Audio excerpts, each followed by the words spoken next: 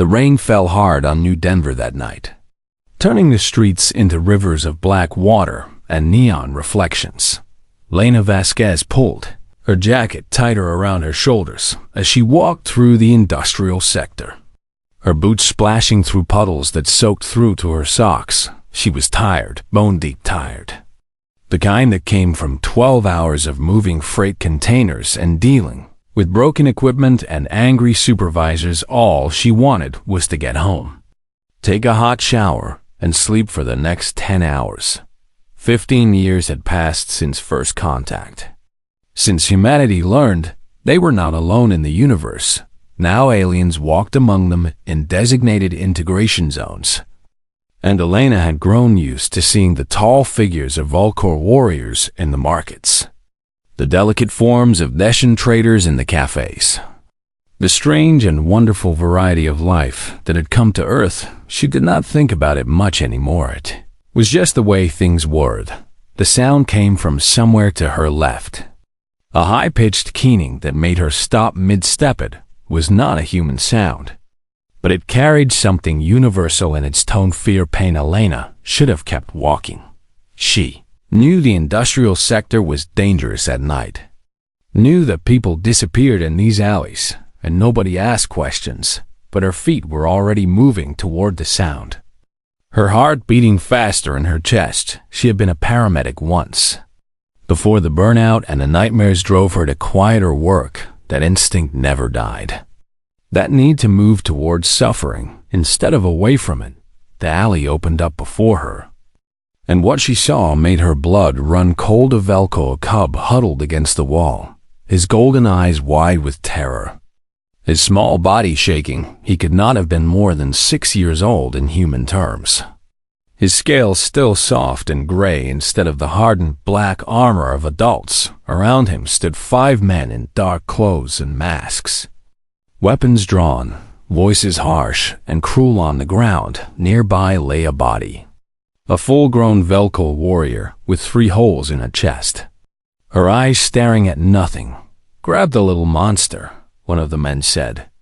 "The buyer is waiting, and I am not losing this payday because you idiots cannot catch one brat."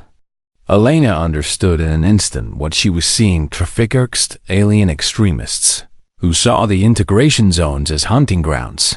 The cub's guardian was dead, and these men intended to take him, to sell him to whoever paid enough for a Velcro child. Something broke inside Elena, something that had been held together by exhaustion and routine and the simple act of not caring too much. She did not think about what she was doing. She did not weigh the odds or consider the consequences. She simply moved. "Hey," she shouted, stepping into the alley, her voice cutting through the rain like a blade.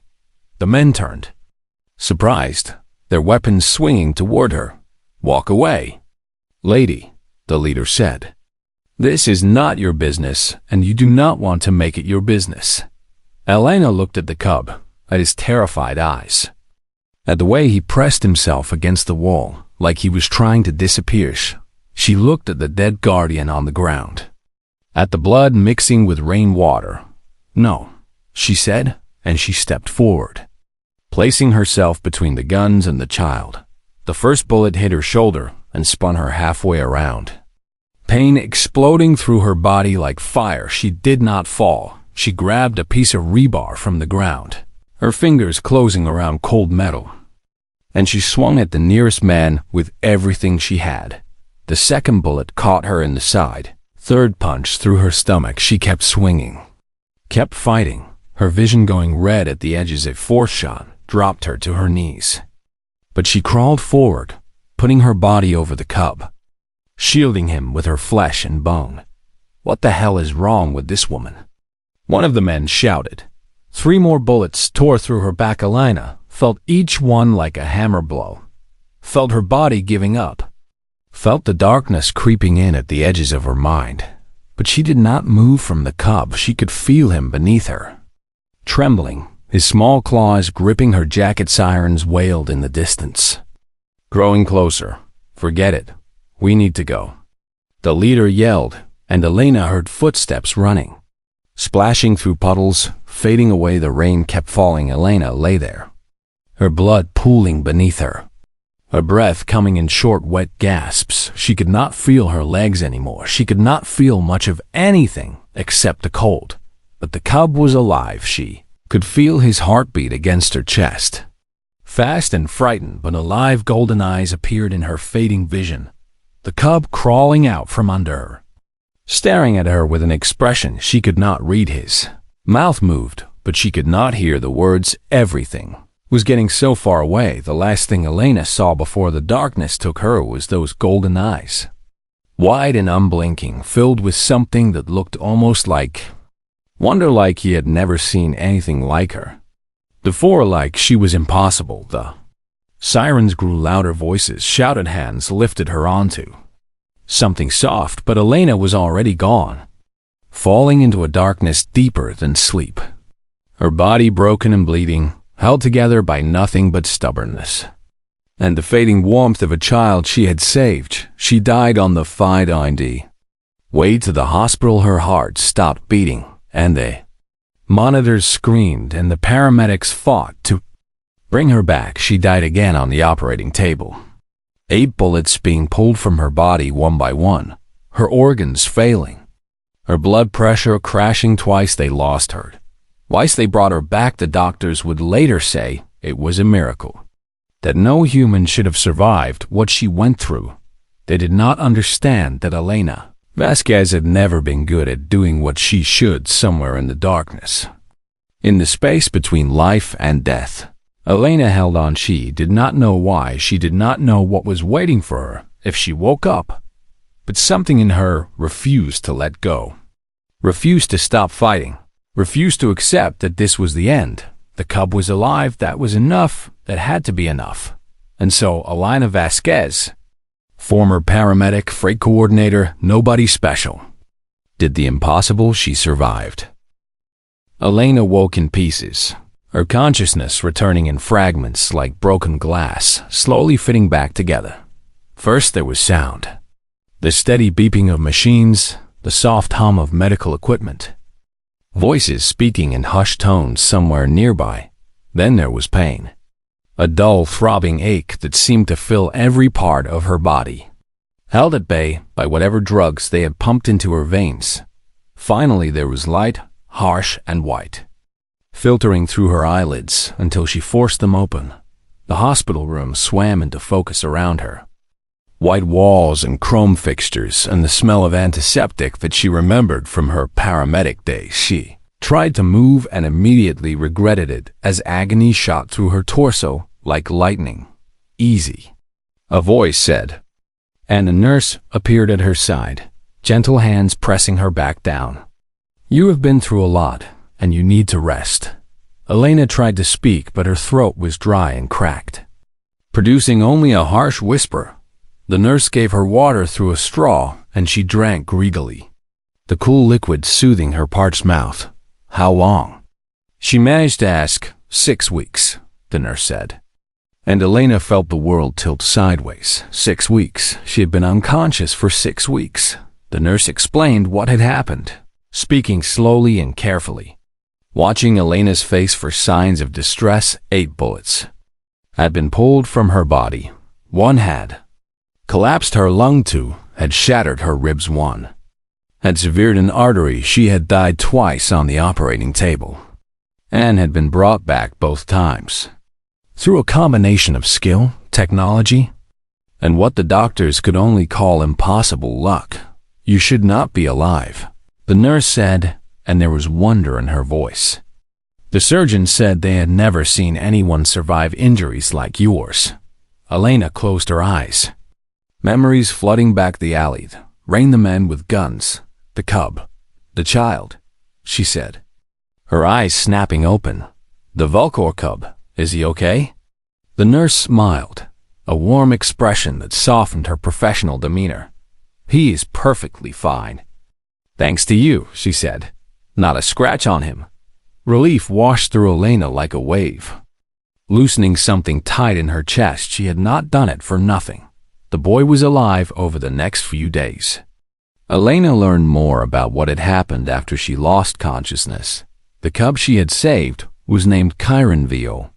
And he was not just any Velcor child. His father was Dominion Commander Dalrek Vio, one of the highest-ranking military officers in the entire Velcor Empire. Attack had not been random. Someone had specifically targeted Chiron Vare, killed his guardian, and attempted to kidnap him for use as a political hostage. Elena had stumbled into the middle of an interstellar incident. The hospital had been under heavy security since she arrived. Armed guards at every entrance, scanners and checkpoints that made it feel more like a military base than a medical facility. Elena had assumed this was because of the investigation into the attack. She learned she was wrong. On the day she was finally discharged, they gave her a wheelchair, even though she insisted she could walk. Her pride fighting against the weakness in her legs, a doctor accompanied her down to the entrance, giving her instructions about medication and physical therapy and warning signs to watch for. Elena barely listened. She just wanted to go home, to sleep in her own bed, to have some peace and quiet while her body finished healing. A transport vehicle took her to the apartment building on the edge of the integration district. It was a modest place. Nothing fancy, just a small unit on the third floor with a view of the spaceport in the distance. Elena thanked the driver and stepped out onto the sidewalk, moving slowly with a cane the hospital had given her. Then she looked up at her building and stopped breathing. 7 Velcor warriors stood in perfect formation outside the entrance. They were massive, each one standing over 8 feet tall, their bodies covered in ceremonial black armor that gleamed in the afternoon sun. Their eyes glowed with inner fire, gold and copper and amber. And every single one of those eyes was fixed on Elena. He had seen Velcor before, of course. Living in the integration district made that unavoidable, but she had never seen anything like this. These were not civilians or traitors or diplomats. These were killers. Elite soldiers whose very presence radiated danger and power. Elena's hand tightened on her cane as she considered turning around and walking away. Then one of the warriors moved. She was female, scarred and battle-worn, with eyes like molten copper and a presence that commanded attention. She stepped forward from the formation and then, to Elena's utter shock, dropped to one knee. The other 6 warriors followed, their armored forms kneeling on the concrete in perfect unison. Elena Vasquez, the female warrior, spoke, her voice deep and resonant, echoing off the building walls. "I am Sareth Khan, commander of the HFY War." Elena stared, unable to find words. "The Dominion has sent us," Sareth continued, her eyes never leaving Elena's face. "We are the debt-bound, sworn to serve those who have given beyond measure for our bloodkin." She raised one clawed hand and placed it over her chest, over her heart. "By the blood you shed for the son of our commander, we are yours," Sarah said. "Your enemies are our enemies. Your battles are our battles. Your life is our charge until the debt is repaid." Elena's mouth opened and closed, but no sound came out. "We have studied humans," Sareth continued. "We know your kind. We know your weaknesses. We know your limitations. We have measured you and found you wanting in strength and speed and durability." She looked up at Elena, and something strange flickered in those copper eyes, something that looked almost like confusion. "But you," Sareth said slowly, "you do not fit what we know. You do not make sense in our understanding. You were unarmed against armed enemies. You were 1 against 5. You were human against humans who wished harm upon one of ours. You had no reason to fight. No obligation, no debt, no blood tie. Nothing that would demand your intervention. And yet you fought and bled, and nearly died for a child who was nothing to you." Sareth shook her head slowly, a gesture that seemed almost human in its bewilderment. "We do not understand what you are." Elena Vasquez, her voice dropped lower, almost reverent. "But we have come to learn." Elena stood there in the afternoon sun, surrounded by 7 kneeling alien warriors, her body still broken and healing. Her mind struggling to process what was happening, she thought about the alley, about the rain, about the terrified golden eyes of a child who needed help. She thought about the bullets, about the pain, about the darkness she had nearly disappeared into forever, and she realized, with a strange sense of wonder, that her life would never be the same again. "Okay," she said finally, her voice barely above a whisper. "Would you all like to come inside for some tea?" Sarah Cam blinked, an expression of utter confusion crossing her scarred face.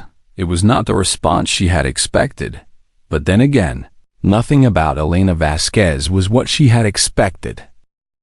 The weeks that followed were the strangest of Elena's life. 7 elite Velcor warriors had taken up residence in and around her small apartment building, and nothing she said could convince them to leave. She tried explaining that she did not need protection, that she was fine, that surely they had better things to do than guard a freight coordinator in a rundown neighborhood. Sarthkan simply looked at her with those copper eyes and said, "The debt is not paid." Elena learned quickly that arguing with Velcor was like arguing with a mountain. It accomplished nothing and left you exhausted, so she adapted, because that was what humans did. Her neighbors were terrified at first, avoiding the building entirely when they saw the massive armored figures standing guard outside. But Elena noticed something strange happening as the days passed. The crime rate in her neighborhood dropped to 0. The drug dealers who used to work the corner disappeared. The gangs that had made the streets dangerous stopped coming around entirely. Word had spread that something very dangerous was protecting this area, and nobody wanted to find out what happened to those who tested. Elena found herself becoming an unexpected local hero, her neighbors bringing her food and thanking her for making the streets safe. She tried to explain that she had not done anything, that the Velcor were only here because of a misunderstanding. Nobody believed her. The warriors themselves were endlessly fascinating to Elena. She had expected cold, emotionless soldiers, killing machines without personality or depth. What she found was something far more complex. There was Karth, the youngest, who had never been to Earth before and was amazed by the simplest things, like rain and grass and the strange variety of human food. There was Draven, the oldest, whose scales had faded to gray and whose eyes held memories of 1,000 battles. There was Thesa, quiet and watchful, who spent hours studying human books and asking Elena questions about history and culture. And there was Sereth, their leader, who struggled more than any of them to understand what Elena had done and why. "You must explain it to me," Sarah said one night, standing in Elena's small kitchen while Elena made tea. "I have fought in 30 campaigns across 7 star systems. I have killed more enemies than I can count. I have seen bravery and cowardice in equal measure, but I have never seen what you did." Elena handed her a cup of tea, watching the massive clawed hands wrap around the delicate porcelain with surprising gentleness. "What do you mean?" Elena asked. "You are not a warrior," Sarah said. "You have no training, no armor, no weapons. You are small and fragile and slow by any standard. Those men had guns, and you had nothing. Yet you threw yourself in front of them without hesitation. For a child who was not your blood, not your species, not your pack." Sarah shook her head slowly. "Among my people, we protect our own. We fight for our clan. We die for those who share our blood. But you had no connection to Chiron Vio. No obligation. Nothing that would explain your actions. Why?" Elena thought about the question for a long moment. She remembered the alley, the rain, the fear in those golden eyes. "He was a kid," she said finally. "He was scared and alone and in danger, and there was no one else to help him. What else was I supposed to do?" Sarah stared at her as if she had spoken in a foreign language. "You were supposed to survive," she said. "You were supposed to walk away and preserve your own life. That is what any rational being would do. You almost died. Elena, 8 bullets. You have scars that will never heal. You spent 6 weeks between life and death.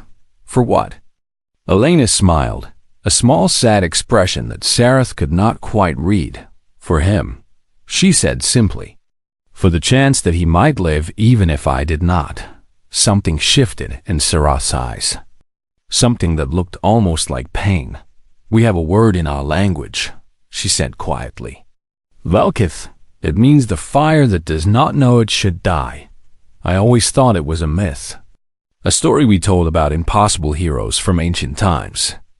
I never believed such beings truly existed. She looked at Elena with a knowed expression that bordered on reverence until... Now, the peace of those weeks could not last forever. Elena learned that the traffickers who had attacked Chiron Vior were not independent operators working alone. They were part of a larger network, funded by powerful people who saw aliens as threats to be exploited or eliminated. These people had connections to Earth's corporate elite, to criminal organizations, to politicians who spoke publicly about integration while secretly working to undermine it. And they were very unhappy about what had happened in that alley. Elena had become a symbol. A story spreading through both human and alien communities about a woman who had risked everything for a stranger. The Valkor homeworld was talking about her, discussing humans in a new light, questioning everything they thought they knew about these small, fragile beings. The conspiracy could not allow that to continue. Elena was in her apartment one evening, reviewing physical therapy exercises while Karth practiced human cooking in her kitchen, when the window-shattered inward glass exploded across the room as a dark figure swung through. Knife gleaming in the low light, Elena dove behind the couch, her healing body screaming in protest. But she need not have worried. Korath moved faster than Elena's eyes could follow. 8 feet of armored predator closing the distance in a single bound. The assassin never even had time to scream. More attackers came through the door. 3 of them, armed with weapons designed to pierce Volkor armor. They found Sareth waiting for them. The fight lasted less than 30 seconds. When it was over, 5 assassins lay dead on Elena's floor, and her apartment looked like a war zone. Sareth stood in the middle of the carnage, her copper eyes bright with something that looked disturbingly like joy. They have declared themselves, she said, a predator's smile crossing her scarred face. They have announced their intention to harm what we are sworn to protect. She looked at Elena, and her smile widened. Now we hunt. Elena looked at the bodies, at the blood staining her carpet, at the broken window letting in the cold night air. She thought about running, about hiding, about letting the Velkor handle this while she tried to rebuild her quiet life. But then she remembered the alley. She remembered the choice she had made when everything in her said to walk away, and she realized that she had not changed. She was still the same person who ran toward danger instead of away from it, who could not stand by while others fought battles that involved her. I am coming with you, she said. Sareth's smile faded into surprise. You are still healing. You cannot fight. You would be a liability. Elena met her eyes without flinching. Then teach me. For a long moment, Sareth just stared at her. Then, slowly, she began to laugh. It was a harsh sound, rough and unused, but it was genuine. Velkith, she said, shaking her head. You truly are Velkith. Very well. Elena Vasquez, we will teach you. The training nearly killed her every morning before dawn. Elena dragged her healing body out of bed and met the Velkor in the empty warehouse they had claimed as their base. They did not go easy on her. Sareth explained that mercy in training meant death in battle. And Elena quickly learned that the Velkor took this philosophy very seriously. She could not match their strength or speed or endurance. Her human body was simply not built for the kind of combat they excelled at. But she learned to move, to dodge, to use her smaller size as an advantage instead of a weakness. She learned to think 3 steps ahead, to anticipate attacks before they came, to find the gaps in an enemy's defense. Most importantly, she learned to survive.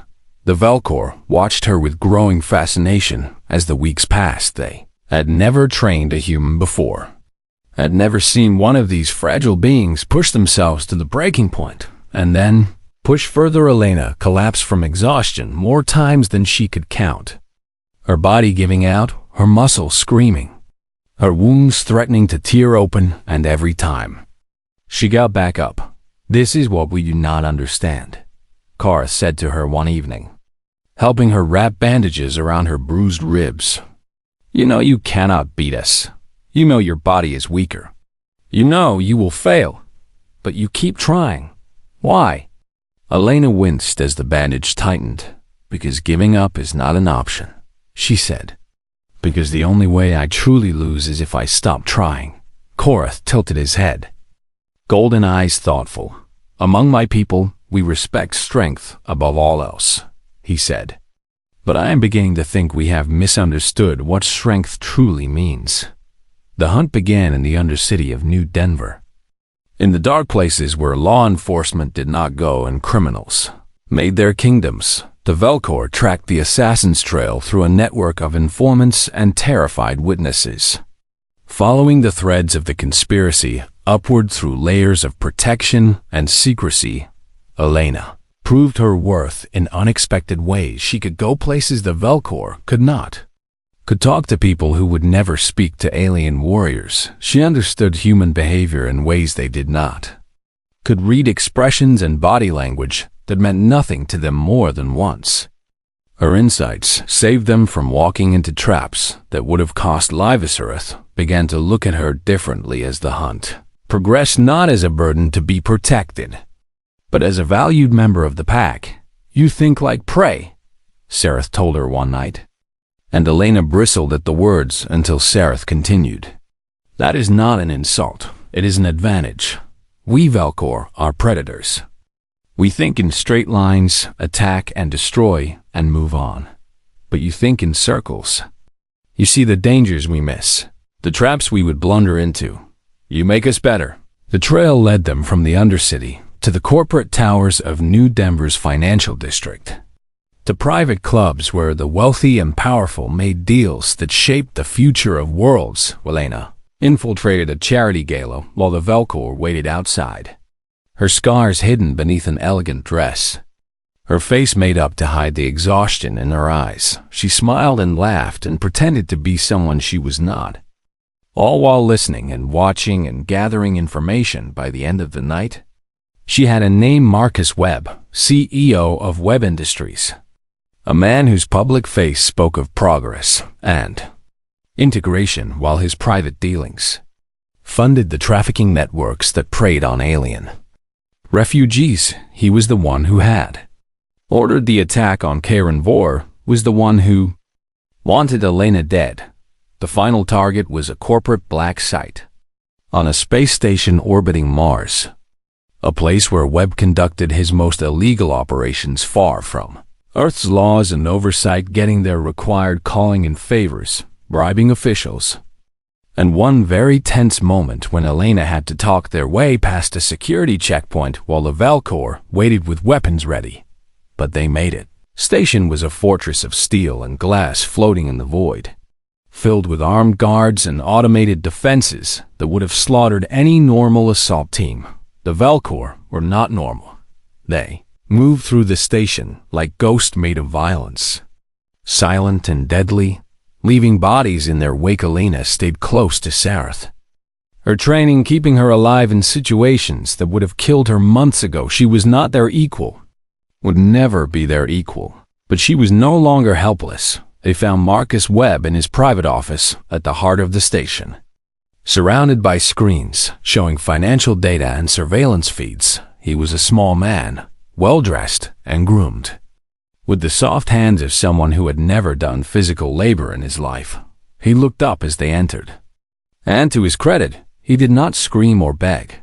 "The famous Elena Vasquez," he said, his voice calm and controlled. "The woman who should have died in that alley. You have caused me a great deal of trouble. Elena stepped forward, leaving the Velcor behind her. "You tried to kidnap a child," she said. "You ordered the death of his guardian. You sent assassins after me. You fund networks that traffic in living beings. Why?" Webb shrugged, a casual gesture that made Elena's blood boil. "Because aliens are a resource," he said. "And resources are meant to be exploited. A Velcor child of that bloodline would have been worth billions in the right market. You ruined a perfectly good business arrangement over sentiment." Elena looked at this man. This small, cruel man who saw living beings as nothing more than commodities. And she felt something cold settle in her chest. "The Velcor want to kill you," she said quietly. "They want to tear you apart for what you tried to do to one of their own." Webb's composure cracked slightly, his eyes darting to the armored figures behind her. "But that is not how humans do things," Elena continued. "We have laws. We have courts. We have justice. You will be taken back to Earth. You will stand trial. And you will spend the rest of your life in a cell paying for what you have done. That is worse than death for someone like you, is it not?" Webb's face twisted with rage. "You self-righteous little—" He moved fast, faster than Elena expected, pulling a weapon from beneath his desk. But Elena had learned from the best. She was already moving when the gun came up, her body reacting before her mind caught up. And her fist connected with his jaw, a strike that Sareth had drilled into her 100 times. Webb crumpled to the floor. Unconscious Elena stood over him, her hand throbbing, her heart pounding, but alive behind her. She heard Sareth make a sound that might have been a laugh. "Well done, Velkith," the warrior said. "Well done." 3 months after the raid on the orbital station, Elena stood on a world she had never dreamed she would see. The Velcor homeworld spread out before her. A planet of red storms and black mountains, of cities carved from obsidian that gleamed like dark jewels under an amber sky. It was beautiful in a savage way.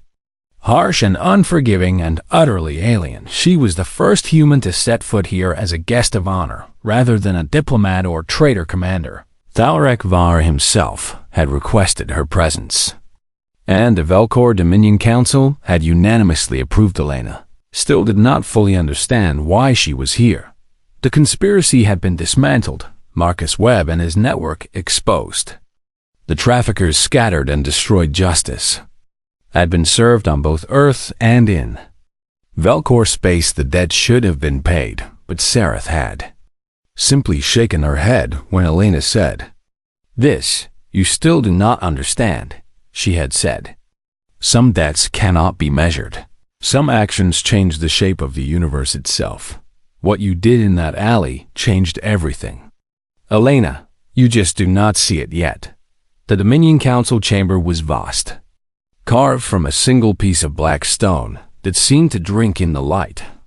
Thousands of Velcor filled the seats that rose in tiers around the central floor, their eyes glowing in the dim light like scattered stars. Elena felt very small and very human as she walked across that floor, flanked by Sareth and the other Ketharavayasur, warriors who had become something like family to her over these past months.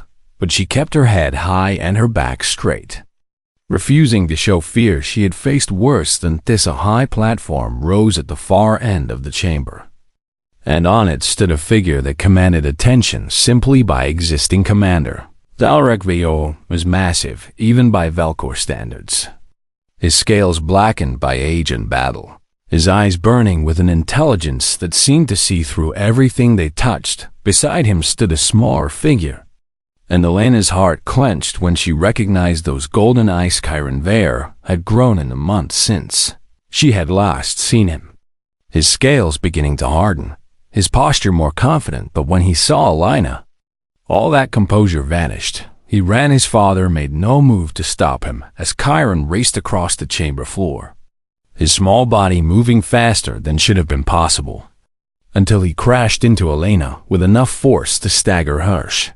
She caught him, wrapping her arms around him. and felt him press his forehead against her palm in a gesture she had learned was reserved for blood family, shield mother. He whispered, the Valkor term for the one who protects above all others. You came. Of course I came, Elena said, her voice thick with emotion she could not fully explain. I will always come when you need me.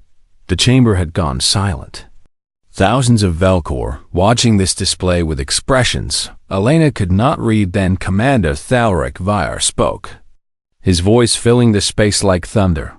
Elena Vasquez of Earth, he said, you stand before the Dominion Council as my guest, but also as something more. You have done what no human has done before. You have proven something that my people have long denied. He descended from the platform, his massive form moving with surprising grace, until he stood before her. We have measured humanity by their bodies and found them fragile, he said. We have measured them by their technology and found them primitive. We have measured them by their history and found them chaotic.